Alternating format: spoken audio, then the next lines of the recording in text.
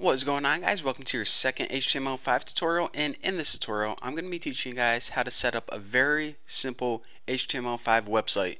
Now, what we set up in this tutorial you can basically use as a template for all your HTML5 websites from here on out. So let's go ahead and get started. The very first thing we need to do is we need to open a blank file. Now you can either click this button right here, or you can go to File New. Either way, we need a new file. Now from then, we need to save this as an HTML document. It's very important. So go to File, Save As, and I am actually saving all my crap in, I made a folder, HTML5 YouTube. So go ahead, and it doesn't matter what the name is. I'm just going to name mine Bucky, and you can either hit .html or you can find it in this list of about 6,000 things. Hypertext Markup Language File. So Bucky.html, very important you have the HTML, and save. Now once we have the core file saved, we can go ahead and start typing some crap into here. Now the very first thing we need is a doc type, and before I even get started I want to mention this. I'm going to be telling you guys all the tags that we need, and if you don't even know what tags are, again I want to stress this one more time. Make sure you watch my XHTML tutorials, and once you do, you're going to understand what the heck I'm talking about. But let me go ahead and show you guys who already know a little bit about XHTML what we need in an HTML5 website. So again, like I said, we need the doc type. So doc type HTML, and that's basically all we need aside from the regular HTML tags. So how much easier is that than your XHTML huge long string of text that you need to copy from the W3 places? It's nice, clean, and simple. And don't forget your exclamation point or whatever it's called. That wasn't a typo, you actually do need that. Now after that, you need your HTML tags. Now these HTML tags, in fact a lot of these tags I'm going to be typing in this tutorial, are the exact same tags that you needed in XHTML. So nothing new here, just go ahead and write your HTML tags, and anything in between here is basically our website. So your HTML tags, they actually need to be a little bit different. What you need to do is you need to add an attribute called lang, and you need to set this equal to en.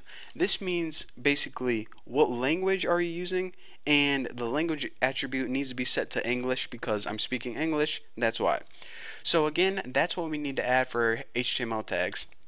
Now after that, we need, of course, the head and the body. So let's go ahead and do that right now. Go ahead. So put your header right there, and put my body. And again, these are the exact same as XHTML. So to recap one last time, in our head goes all the stuff that's kind of the information, like the title, the CSS styles, the scripts, and in our body is what the user sees. The body is like the images, the paragraphs, the text. It's where most of the stuff goes. So let's go ahead and now add something in the head of our website. The very first thing I'm going to be adding, and you need to add this to, is a meta tag to define the character set.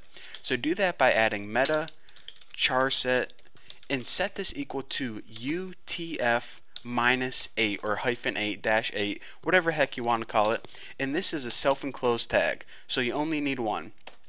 And I guess I might as well talk to you guys about meta before everyone gets mad at me. The character set is pretty much how your browser interprets characters. It's really techie stuff we don't need to worry about. You just need to copy it. But anyways, character encoding is something, like I said, we don't need to worry about. But meta tags, on the other hand, you might be seeing these a lot. These are other information that your website may need. For example, keywords, a description about your website. It's not required, but it's nice to have some of these meta tags. It's kind of like the credits at the end of the movie. You don't really need them, but it's kind of nice to have them. So that's the only meta tag that is absolutely necessary. The rest, like your keywords and description, aren't required, so I'm just going to be sticking with the basics for this tutorial. Now after this, let's go ahead and add a title. Now the title is a thing that appears at the tab or the top title bar, if you guys couldn't guess that. And I'm just going to name the title of this website Bucky's Website. And again, whenever we view this in a web browser, this is what's going to appear on the tab on Google Chrome. So now I think Okay, we actually have one more thing that we need to add, I forgot. And that is a link to our style sheet. And then we're just going to be adding this, previewing it, and that's the end of this tutorial. So a link is basically a reference to an outside file. So if you're saying, okay, first of all, I might as well talk you guys through these attributes.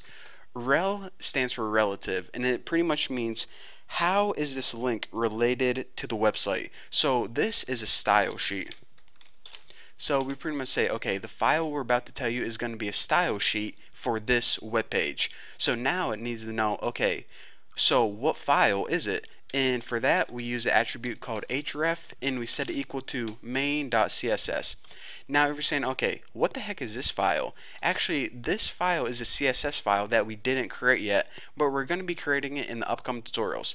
Now, you're saying, okay, Bucky, I watched your CSS tutorials. I know that you can just throw all of your CSS on the website right here.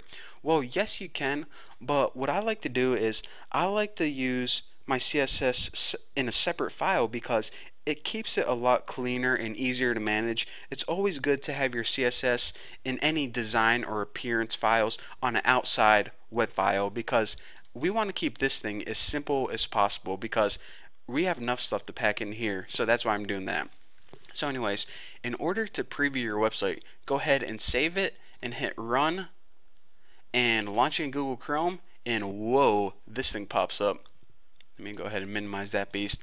And as you can see, it says Bucky's website on our title, and we didn't add anything to the body. If you guys didn't know what the body is, it's this crap right here. And since our body is empty, we have nothing in between those tags. That's why we don't see anything yet. So again, that is your basic HTML5 website. Again, you probably want to copy this and use this template for the rest of your HTML5 websites. Again, a couple things you want to take note of. Don't forget to add the doc type, the HTML language, and also this meta tag. So those are very important pieces of information. Don't forget it. Now in the next tutorial, we're going to be adding some stuff to the body and actually making our website look a little bit prettier. So thank you guys for watching. Don't forget to subscribe, and I'll see you then.